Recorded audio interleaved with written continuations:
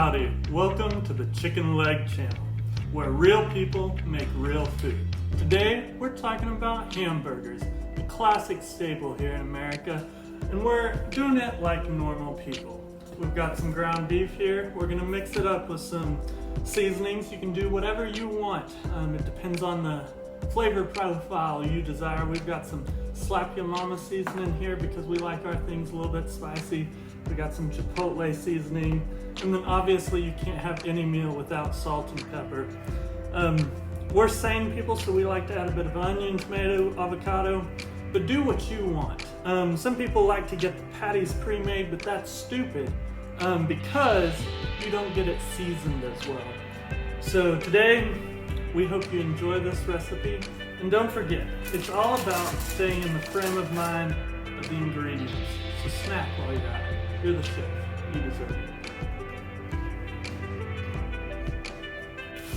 Alright, so since we're doing burgers, our main ingredient is obviously going to be some form of ground beef. Today we've decided to go with a 3-pound package of ground chuck, 80% meat, 20% fat.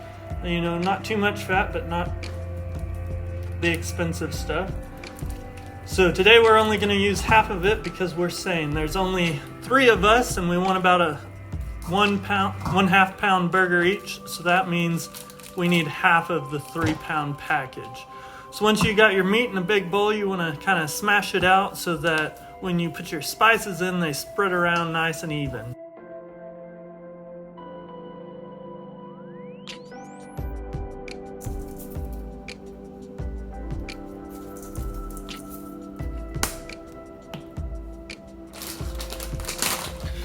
Now, today we're doing something interesting that some people might not think of. We're adding cheese to our meat mix. Some people might think that's crazy, but it's really not. The only thing you have to be careful of is if you add too many things like cheese or different vegetables into your mix, you might need to add some egg to help it bond together, but today we should be able to get away with that. My grandma even sometimes puts barbecue sauce and ketchup into her meat mix, but today we're going to put that on after the burger's cooked.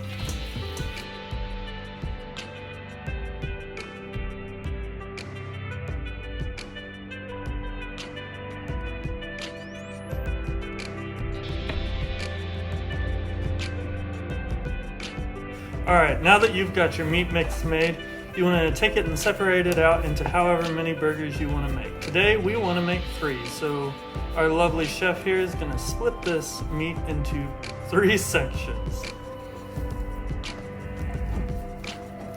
Once you've got your meat evenly divided, press it into patties. You don't need to worry too much about if they're oddly shaped or whatnot. The main thing is you want it to firmly stick together, so no crumbling apart. Otherwise your burger won't last on the grill, or stove in our case because we're poor grad students.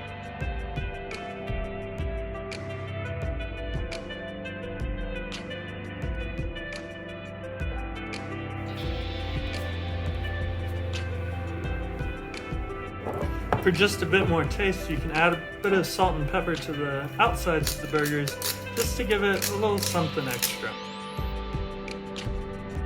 Now that you have your patties ready to go, turn on your stovetop or grill and make sure to get it warm before you put the burgers on.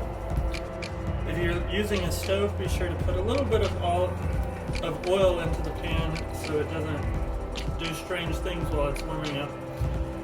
You want to give it a couple minutes to heat up, and while you're doing that, just be sure and enjoy some snacks.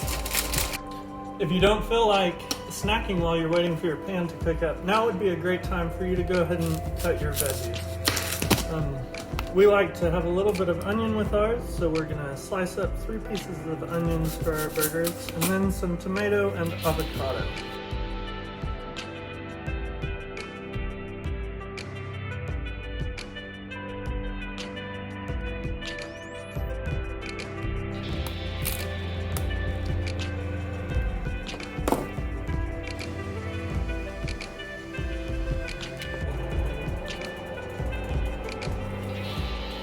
Now that your pan is nice and hot, go ahead and add your patties to it. Remember, we're going to do this on about a medium-high heat. 3 to 5 minutes on one side. There should be some blood on the top, and then flip in 3 to 5 minutes to the other side. So we've decided to go ahead and grill our onions, so we set it about medium heat, put some oil on the pan, and then get grilling your onions. Alright, so we're just going to note that our burgers are a little thicker than normal, so we ended up turning down the heat closer to medium. But as you can see on the sides, the brown is almost up, more than halfway up, and so we're going to go ahead and flip. Alright, so our burgers are finally cooked. We know that because we checked the temperatures. For burgers, you want something at or above 160 degrees Fahrenheit, which we are at.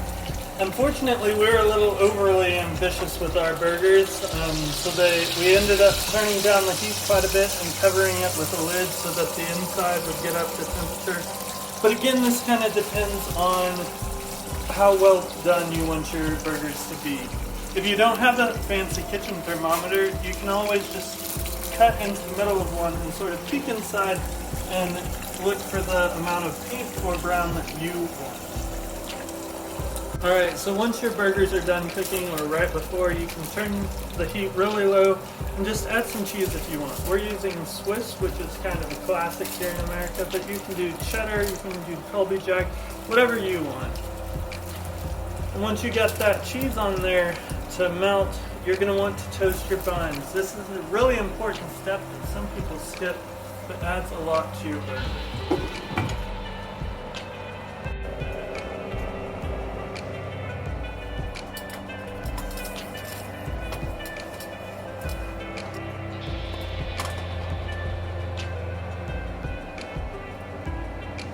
Once your cheese is nice and melted and those buns are toasted, go ahead and add your patties to each bun.